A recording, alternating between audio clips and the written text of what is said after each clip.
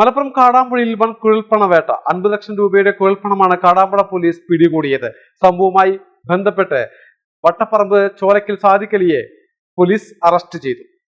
ദേശീയപാത കടന്നുപോകുന്ന രണ്ടത്താണി മൂച്ചിക്കലിൽ നടത്തിയ പരിശോധനയിലാണ് കുഴൽപ്പണം കാടാമ്പുഴ പോലീസ് കണ്ടെത്തുന്നത്. ബൈക്കിൽ കടത്താൻ ശ്രമിച്ച യുവാവും കേസിൽ പിടിയിലായി. തുടർ പരിശോധനയിൽ 57,11,800 രൂപയുടെ കുഴൽപ്പണമാണ് പോലീസ് കണ്ടെടുത്തത്. സംഭവവുമായി ബന്ധപ്പെട്ട് ചാപ്പനങ്ങാടി വട്ടപ്പറമ്പ് സ്വദേശിയായ ചോലക്കൽ സാദിഖലിയെ ഇൻസ്പെക്ടർ KC വിനു അറസ്റ്റ് ചെയ്തു.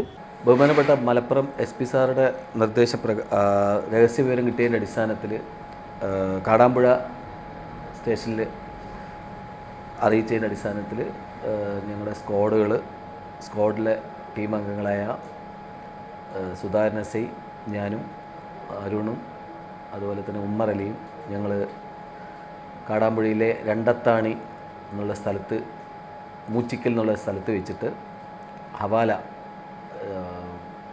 കക്കാട് നിന്നും ലഭിച്ചതാണെന്നുള്ള പൈസ കൈമാറി നമ്മുടെ ലിമിറ്റിൽ വെച്ചിട്ട് പിടിച്ചിട്ടുള്ളതാണ്.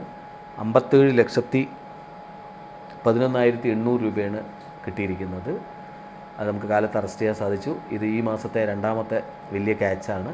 കുഴൽപ്പണം കടത്താൻ ഉപയോഗിച്ച ഇരുചക്ര വാഹനവും പോലീസ് കസ്റ്റഡിയിലെടുത്തു. മലപ്പുറം ജില്ലാ പോലീസ് മേധാവിയുടെ നിർദ്ദേശപ്രകാരമായിരുന്നു പരിശോധനാ നടപടികൾ. സംഭവത്തിൽ കൂടുതൽ അന്വേഷണം നടത്താനാണ് കാടാമ്പുഴ പോലീസിന്റെ തീരുമാനം. മലബാർ ടൈംസ്, കാടാമ്പുഴ.